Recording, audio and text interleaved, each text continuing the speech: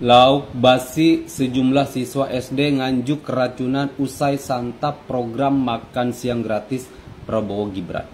Sebenarnya ini sih yang ditakutkan oleh sebagian orang tua untuk menu makan gratisnya. Karena kita ngelihat berita-berita tentang menu makanan itu kan seperti tidak layak yang diberikan kepada siswa gitu. Bagaimana kita bisa sebut makanan bergizi kalau menunya seperti itu? Kalau di negeri Konoha itu, kalau ada pemberian dari pusat pemerintahnya itu sekian ribu, maka nanti ketika nyampe ke masyarakat bawahnya, itu hanya nyampenya ribuan rupiah.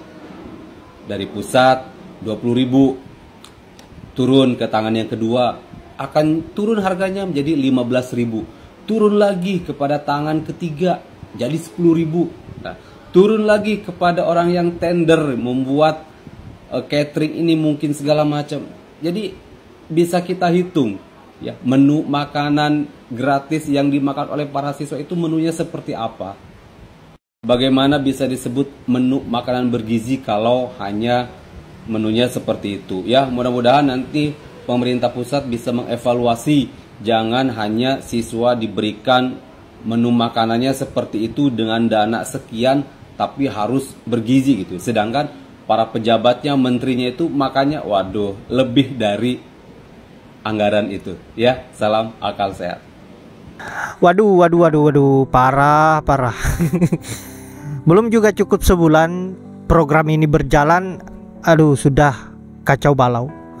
Ada yang menolak karena menunya tidak sesuai dengan apa yang diharapkan oleh anak-anak, tidak enak, lebih enak masakan mamahnya.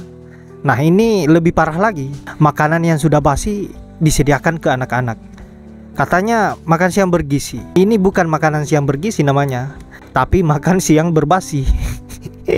Yang berpotensi untuk mengurangi populasi anak-anak di Indonesia. Duh, gawat. Nah, sahabat-sahabat, untuk video yang akan saya tampilkan berikutnya, di mana komentar-komentar netizen terkait dengan tidak efektifnya program makan siang bergizi ini. Untuk itu, tanpa berlama-lama, tanpa banyak basa-basi, langsung saja kita lanjut dulu ke videonya seperti apa, dan silahkan sahabat-sahabat tanggapin. Bocah SD protes ke Prabowo gara-gara makan bergizi gratis, terasa hambar, kecewa hati saya. Kalau soal rasa mah itu tergantung selera masing-masing. Tapi yang menjadi pertanyaan, berapa persen gizi yang terkandung dari makanan ini? Kira-kira berapa persen gizi yang terkandung dari makanan yang ada di foto ini? 0,001%. Coba deh, makan siang bergizi gratis. Apakah Pak Prabowo tahu hal ini? Jangan-jangan nih ya, anggarannya banyak yang dikorup, banyak yang dipotong juga, dan turun ke lapangan tidak sesuai yang dianggarkan. Betul. Gimana? Hari ini kita makan apa, Dek? Makan telur, makan toge, jeruk, susu, nasi. Ini yang program Prabowo ya? Iya. Rasanya gimana? Enak banget apa Jujur, enak aja? katamu ini nasi 7.000 nih seliter. Dibongkar tuh sama Jujur. temannya. Enak banget. Jangan terpaksa. Kamu Bongkar harus deh, jujur. Enak. Katamu ini telur 1 dibagi 6. Yang paling enak menurut kamu apa, Dek? Jeruk. Sekarang lagi rame tuh soal makan siang gratis. Gue nggak setuju sama makan siang gratis karena emang nggak efektif dan nggak efisien. Gue tahu abis ngomong ini gue bakal dirujak abis-abisan sama pendukung program ini. Di sini gue tetap hargai masyarakat di bawah kemiskinan yang berharap banget akan hal ini. Bahkan untuk keluarga yang untuk makan aja tuh susah. Tapi yang gue kritik di sini tuh adalah SOP penerapannya yang rawan sekali akan korupsi. Lebih penting menyelesaikan kemiskinan struktural di negara ini agar nggak menciptakan generasi stunting, bukan kasih makan siang gratis. Program makan siang gratis ini malah membentuk mental miskin bagi masyarakat kita yang berharap disuapi terus sama pemerintah. Program ini mungkin perlu buat orang-orang yang miskin, yang membutuhkan. Tapi apakah harus seluruh pelajar Indonesia yang bahkan di sekolah elit anaknya aja dianterin pakai supir pribadi oleh orang tuanya?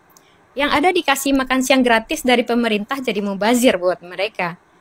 Hal ini secara terus-menerus apa nggak bikin bengkak anggaran negara ya? Belum lagi IKN yang bakal tetap dibangun.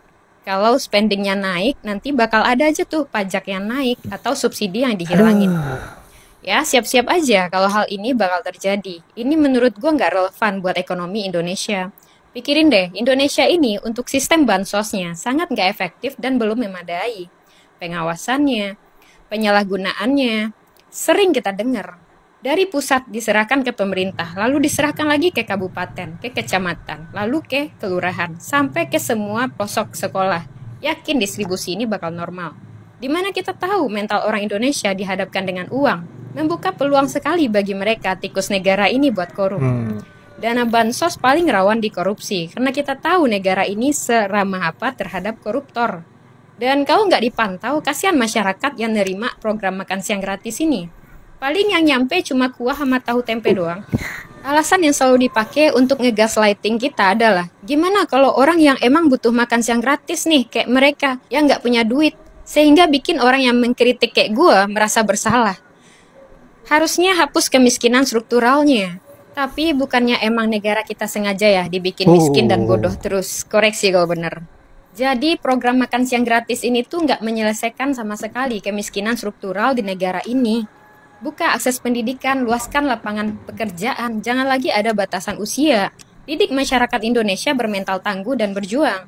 Jangan seperti anak ayam yang dikasih beras terus biar ngikut apapun kata pemerintah. Padahal ayam mampu kan cari makan sendiri, asal jangan dikandangin aja dan dirantai dengan kebodohan terus-menerus. Jadi program makan siang gratis ini berilah ke orang yang membutuhkan aja. Sisanya bisa buat memberdayakan masyarakat. Jadi impactnya adalah kita nggak cuma dapat makan siangnya doang, tapi bisa keluar dari kemiskinan itu. Sorry to say, nggak semua orang Indonesia butuh makan siang gratis. Pikir deh, dana 1 triliun untuk makan siang pelajar di seluruh Indonesia, atau 1 triliun untuk mengurangi angka kemiskinan di Indonesia. Lebih berguna mana?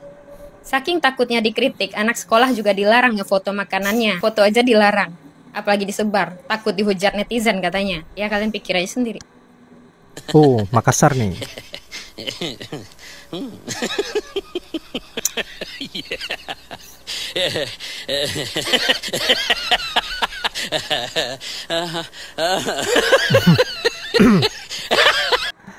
Yap guys, saya kira sudah cukup jelas bahwa apa yang menjadi programnya Pak Prabowo dan juga Gibran ini mengenai persoalan makan siang bergizi adalah program yang sia-sia, program yang mubazir. Dan yang terbaru ada juga pernyataan dari Zulhas bahwa mengenai anggaran makan siang bergizi ini, itu khususnya di 2025 ini menghabiskan anggaran sekitar 71 triliun. Aduh, saya kira ini betul-betul sangat luar biasa. Dan hasil dari program ini yang sudah berjalan sampai saat ini betul-betul di luar ekspektasinya kita. Yang tadinya kita berpikir bahwa akan berjalan dengan lancar, akan disukai oleh anak-anak, tapi yang terjadi malah sebaliknya, dan bahkan ada yang sampai keracunan. Saya kira kacau balau apa yang terjadi pada programnya Pak Prabowo dan juga Gibran Rakabuming Raka. Nah sahabat-sahabat, saya kira hanya itu. Terima kasih sudah menyempatkan diri untuk menonton. Semoga apa yang saat bisa bermanfaat. Saya akhiri dengan ucapan wallahul muwaffiq ila aqwamit thoriq. Assalamualaikum warahmatullahi wabarakatuh.